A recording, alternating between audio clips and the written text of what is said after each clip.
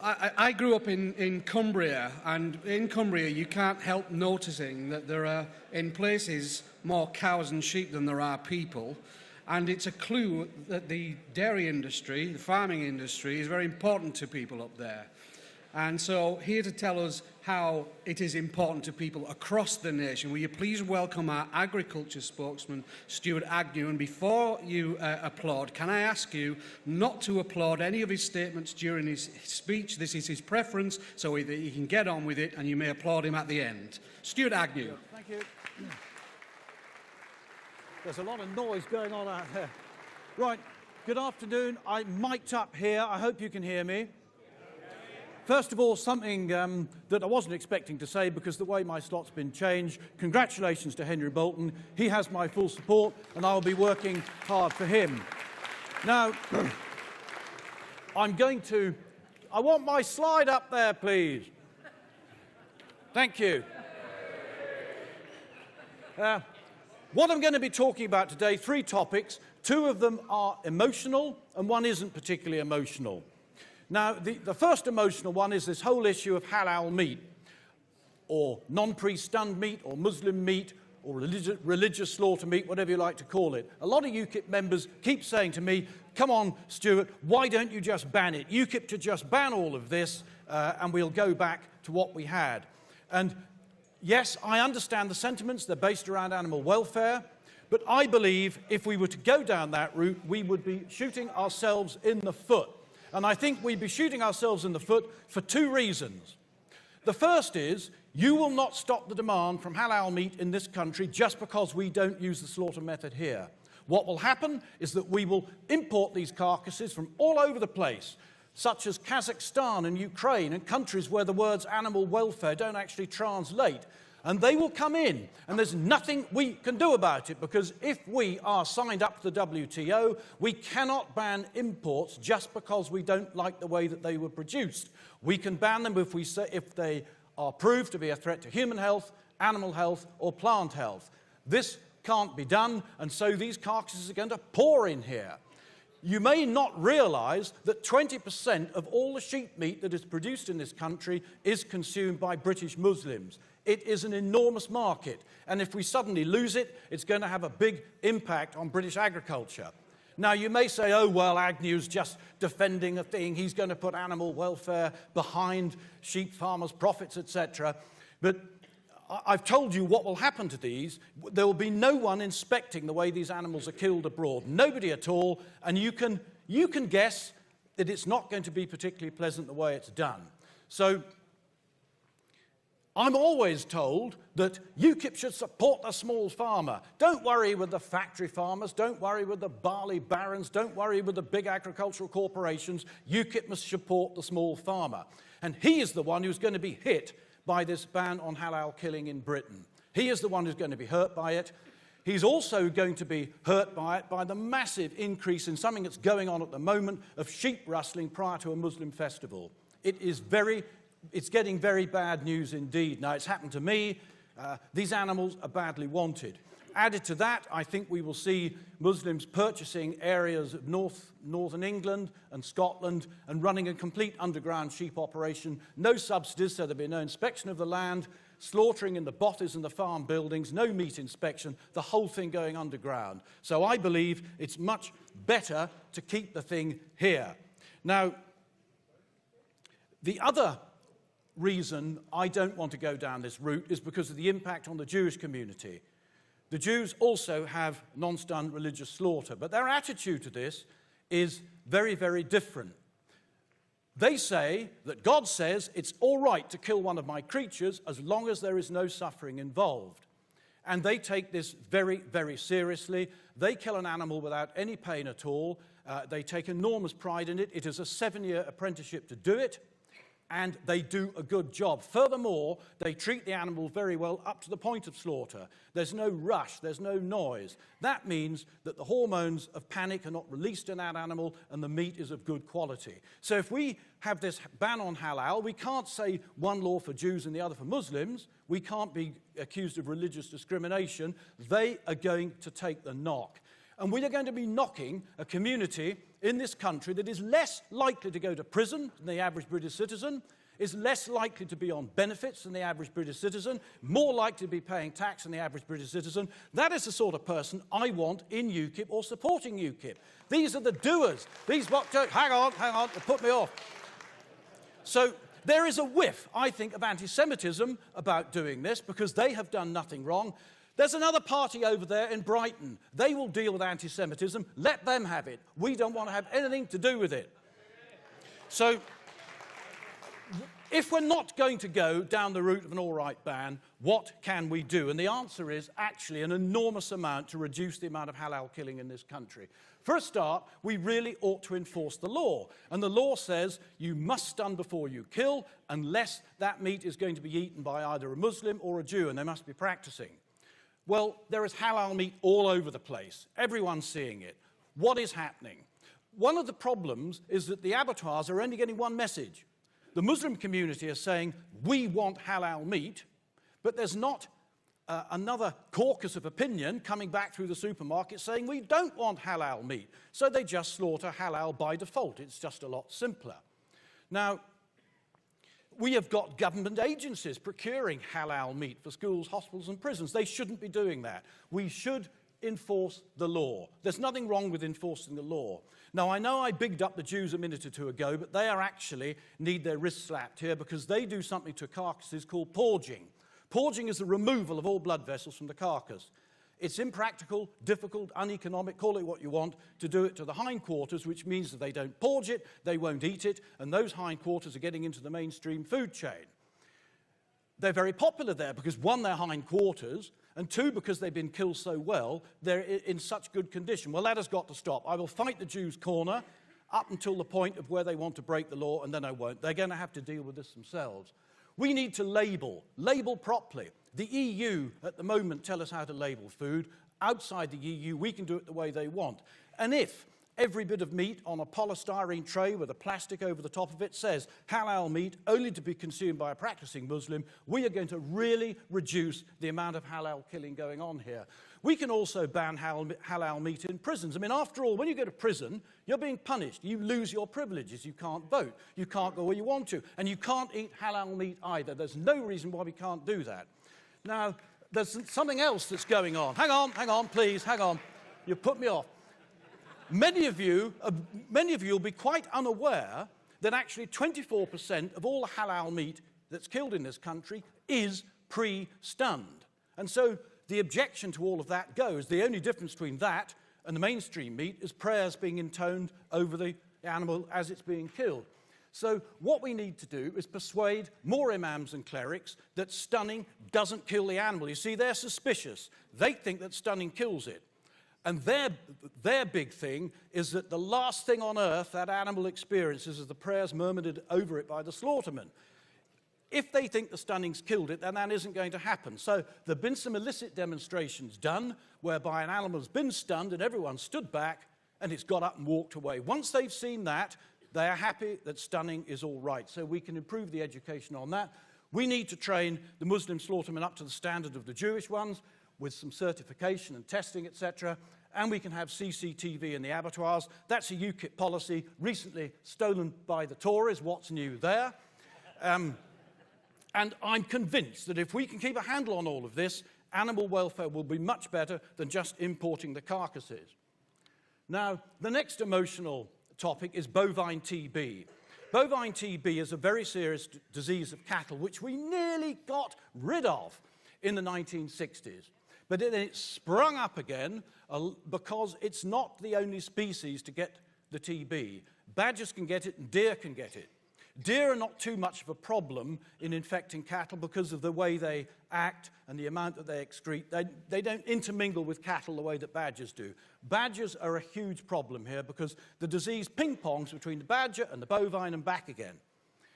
And the badger population has absolutely exploded. The reason for that is twofold. The first is they became protected, and I can't remember when, but the second is they got the hang of maize silage. Farmers make maize silage, and this keeps badgers going through the winter. So their population has rocketed. And the disease, I've got this series of maps. The yellow is where the bovine TB is in the cattle. and we go through 5-year blocks, getting worse all the time. Unfortunately, there was a change, well, I say unfortunately, there was a change of government in 2010 from Labour to Tory Lib Dem coalition. DEFRA stopped producing these maps like this. Had they done one for 2015, it would have been a lot worse than that. And we're getting nowhere with controlling this disease, despite the huge cost that's being put into it. I mean, you, out of your pockets, have spent about £1.5 billion trying to control the disease. We're simply not controlling. And there's another huge problem as well. It's not just financial cost. We've got welfare cost to badgers. You see, nobody is regularly testing badgers and culling them when the disease is just apparent. Nobody's doing that the way we do to cattle and killing them long before the symptoms are there. These unfortunate creatures have to go right the way through this 4-year disease. It is ghastly. That's what happens. Lesions develop here. They can't breathe properly, they can't eat properly. Eventually these lesions erupt, it is pretty unpleasant, and you get a badger dying from TB like that. We're in the southwest of England here, the heart of TB. A badger will have died like that within 10 miles from here without a shadow of a doubt. There is no way you can cure it at all. Now, you might say, why on earth is this happening in this country? We're having huge numbers of wildlife dying like this in these most unpleasant circumstances, and yet in other countries it's not happening. What is going on here? Well, the answer is the animal rights lobby have got their teeth into this subject well and truly. And they said to the Labour government in the mid-90s, we will pour money into your party if you guarantee not to cull badgers. So that is what happened. What was their answer? They said, vaccinate. And vaccination can sometimes work and sometimes not. The vaccine on badgers for TB is not good at all. There have been some set tests done in Suffolk, and I can give you all the details. But when the Labour administration in Wales and the Welsh Assembly, they weren't going to touch culling of badgers, so they went in for vaccination. And the experts said to them, look, this vaccine isn't very good. If you want it to work at all, you have got to round up all the badgers you can in any particular area once a year for 5 years and vaccinate them in each of those 5 years. Well, that costs £667 a badger in Wales. That's just for the 1 year. Then you've got to go through 5. And then the world ran out of vaccine. So we're getting absolutely nowhere with it. There's 2 problems with this as well.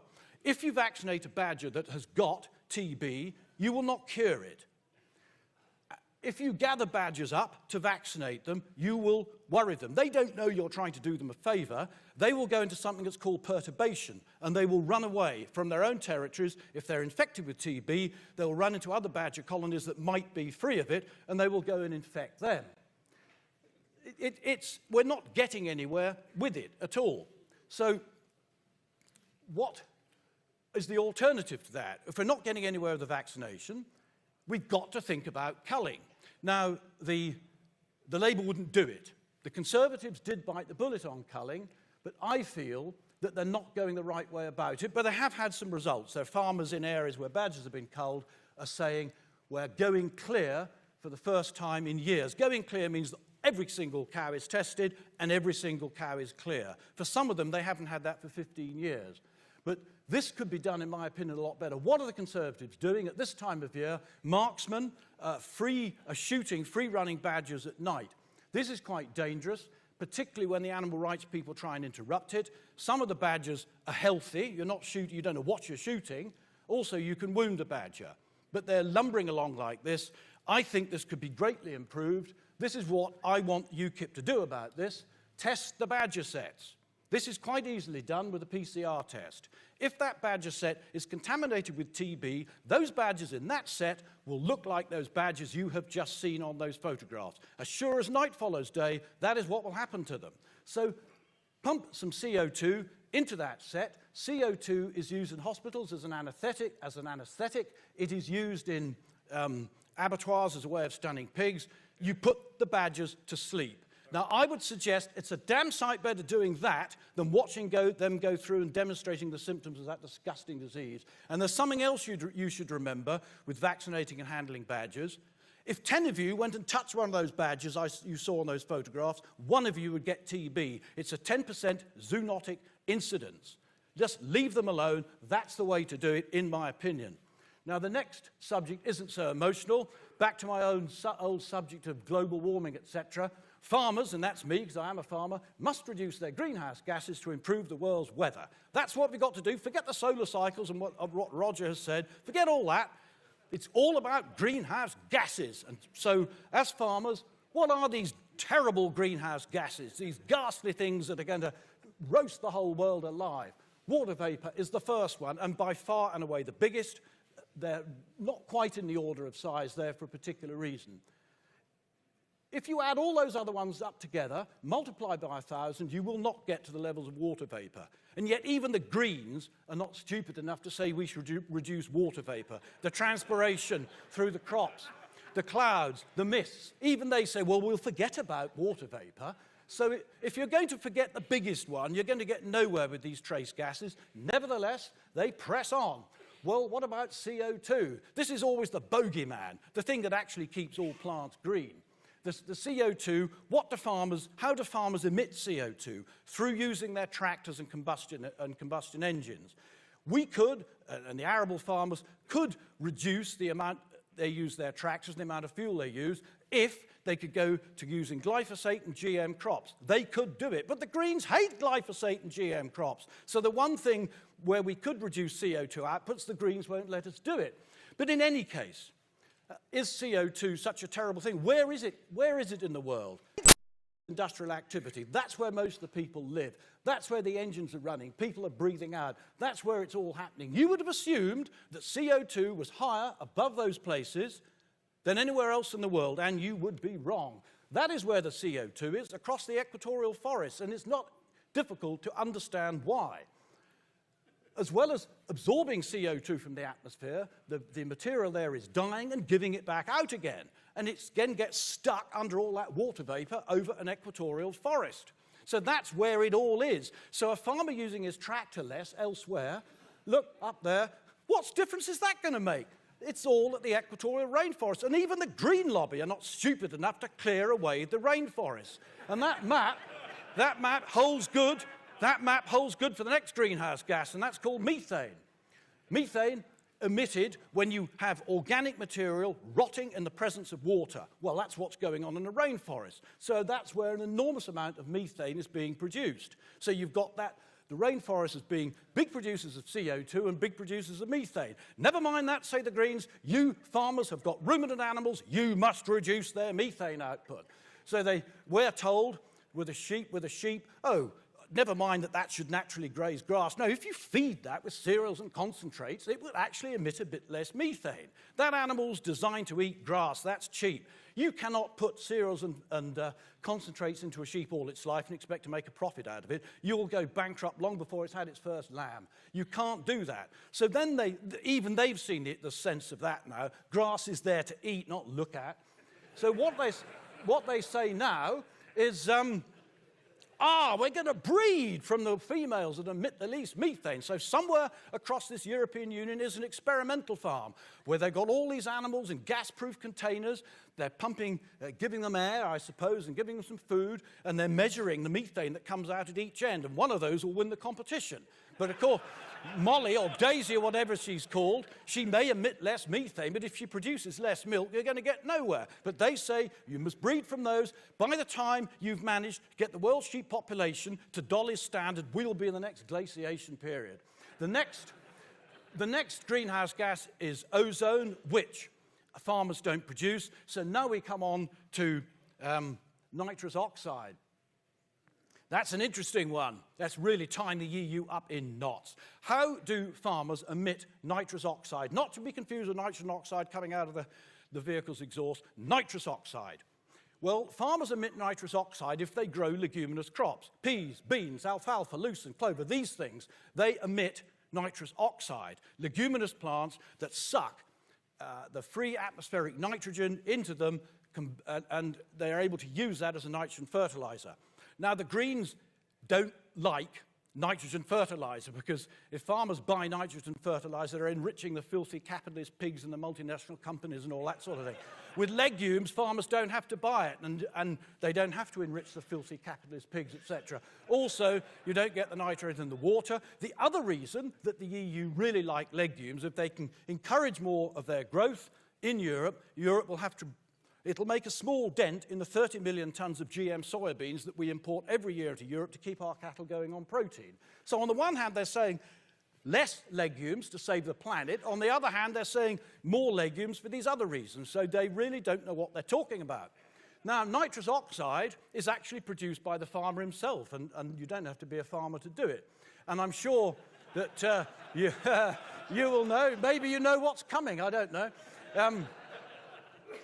The farmer gets amorous with his wife, and only gets amorous, or any man gets amorous, his lower body changes shape, you may have noticed. In order for that to happen, he has to produce some nitrous oxide first. So, chaps, if you really want to save the planet, it's not just a matter of not indulging in sex, don't even think about it. Thank you very much.